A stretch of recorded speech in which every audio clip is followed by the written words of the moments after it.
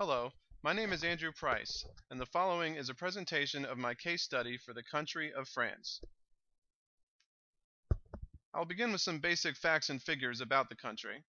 It is located in Western Europe, with the United Kingdom to the north across the English Channel, Spain to the south, and Belgium, Luxembourg, Germany, Switzerland, and Italy to the west. The capital is Paris. It has a population of approximately 66 million people.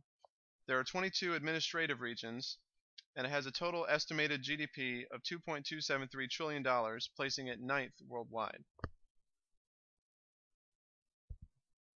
Although France has a long history reaching back to the Gauls of ancient times, the history of the French state is generally held to have begun in the 16th century. During this time, monarchs such as Louis XIV established France's sovereignty, and over the following 2 centuries, France became one of the great European powers. Its status as a great power, however, led to its involvement in several wars, both colonial and European. These wars put the country in severe debt, and in order to repay the debt, King Louis XVI and a group of elites known as the Estates General imposed many taxes that resulted in massive poverty and civil unrest. With news of the success of the American Revolution reaching France, and the classical liberal ideas of the Enlightenment taking form, some members of the French citizenry decided to take matters into their own hands. The storming of the Bastille prison on July 14, 1789, set off the French Revolution. The decade following this revolution was highly unstable.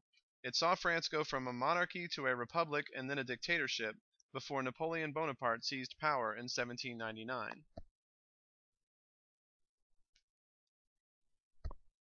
France's political instability continued throughout the 19th century. The Second French Republic was a product of this era, as well as the Orleans line of monarchy, which replaced the Bourbon line that re-emerged at this time. The Third French Republic was formed in 1875 and gave France some much-needed stability, lasting until 1940 when the occupation by Nazi Germany began. During this time, France lost its sovereignty to German occupiers in the north, and a puppet government set up by the Germans known as Vichy France in the south. Resistance fighters led by General Charles de Gaulle, called the Free French Forces, were instrumental in undermining this regime and providing intelligence to the Allies that resulted in the successful D-Day invasion at Normandy, which led to the liberation of France and the beginning of the Fourth French Republic. The post-war era proved to be a return to political instability for France, partly driven by disputes over the status of France's overseas colonies. Having retired after leading the French transition government immediately after the war, Charles de Gaulle was called back into public service, which led to his drafting a new constitution in 1958 that created the Fifth French Republic, which has lasted up to the present. The current regime in France is the Fifth French Republic, the constitution of which has been in effect since 1958. It is unitary, with no powers shared between national and subnational governments, unlike in federal systems such as the US and Canada. Under the Constitution, the executive is semi-presidential. A president is elected along with members of the National Assembly, the lower house, and the president then selects a prime minister from the assembly. During times when the president's party and the party holding a majority in the assembly are the same, the president holds the most power in the executive branch. However, when the majority party in the assembly opposes the president, a situation known as cohabitation, the prime minister holds more influence over legislation. Since 2002, the president and members of the assembly hold 5-year terms and are elected at the same time. The current president is François Hollande of the Socialist Party. The legislative branch consists of the directly elected lower house, the National Assembly, and the indirectly elected upper house, the Sénat. Locally elected officials vote in members of the Sénat. While members of the legislature have some ability to influence legislation, nearly all of it begins with the executive. The Republic of France also has a judicial branch, which has similar functions to the judicial branch of the US government. In particular, the Constitutional Council has the function of determining whether or not legislation is in keeping with the principles of the Fifth Republic's Constitution. However, unlike in the US, not just anyone can question the constitutionality of a given item of legislation. It is mostly restricted to politicians, and even they can only bring questions during specific periods. A 2010 reform allows for lower courts to question bills that have already become law.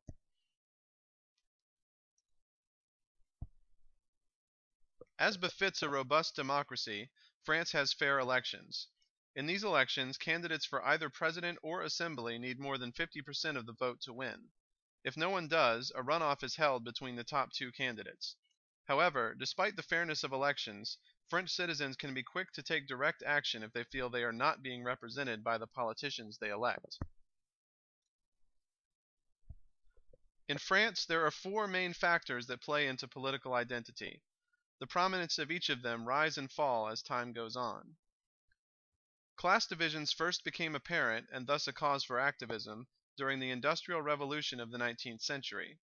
It was during this time that both the socialists and communists emerged, each of them claiming to best represent the working class. After World War II, in the early days of the Cold War, France had one of the strongest communist parties in Western Europe, although the decline of industry in the 1970s and the collapse of the Soviet Union in 1991 put a huge damper on class struggle as a major part of French identity. A million-person strike over the economic crisis in 2009, however, proves that class consciousness is still present. A second factor that affects political identity in France is nationalism. This term can have different meanings depending on who is using it, but generally it is taken to mean the sort of nationalism promoted by the far right, particularly the National Front Party. The National Front is similar to the British National Party of the UK, in that they promote strong central government and have an anti-European Union and anti-immigrant positions, combined with an idealized, almost mythical view of their country's history.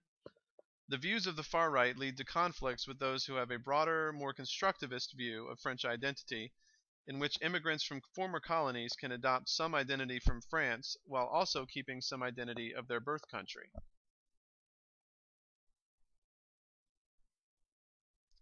Religion is also a source of French political identity. France has long been a Catholic country, but polls show that less than 10% of Catholics in France attend services regularly. The main division regarding religious identity is between those who believe religion has a place in public affairs and those who believe in strict separation of church and state, called laïcité in France. It was that principle which led to the infamous ban on Muslim headscarves by the government in 2004. On the other hand, the government does provide some funding for religious schools as long as they follow state curricula, which is unpopular among supporters of laïcité. Finally, a more recent development has been a strong dichotomy between the ideologies of materialism and post-materialism. The latter began to gain popularity after World War II, when greater economic prosperity allowed a new generation to seek out goals beyond the acquisition of wealth. Post-materialists became defined by their resistance to governmental authority and their concern for the environment. As in its original appearance, the current iteration of this divide is mainly between older, politically conservative materialists and younger, politically liberal post-materialists.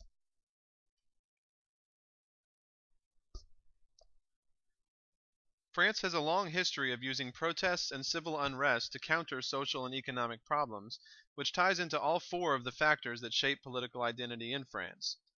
I think that overall, people see the French spirit of protest from a primordial point of view. It has been present for so long and has appeared so frequently that many people just see protest and collective action as qualities inherent in all French people. Although France has become increasingly secular since the end of World War II, many of the old Catholic values still affect how gender is viewed in the country. The typical family structure in France is still quite traditional. Men are expected to be primary breadwinners for the household, while women do most of the housework and child rearing. A very severe wage gap exists in France, which the World Economic Forum places among the worst in not only Western Europe, but the entire world. Additionally, it has become the norm for women to also hold a full-time job while raising children, creating more disparity in the workload of women versus that of men. There have been several positive reforms in the post-war era, however. Women receive 16 weeks of paid maternity leave with full compensation, and since the 1960s, preschool programs have become widely available to ease the burden of working mothers. In French politics, men still hold the majority of influence, with only 18% of the French parliament being women. In the 2012 presidential elections, which were won by socialist François Hollande, none of the major parties ran a female candidate. In the previous election in 2007, the Socialist Party ran a female candidate, and much criticism was aimed at her sexist treatment by the media. Indeed, it is a recurring complaint that female candidates for office in France are often judged more on their looks than their qualifications for office. However, there is one female party leader who has made quite a name for herself purely through politics: Marine Le Pen of the far-right National Front, the third largest political party in France. France has a fairly comprehensive system of social welfare.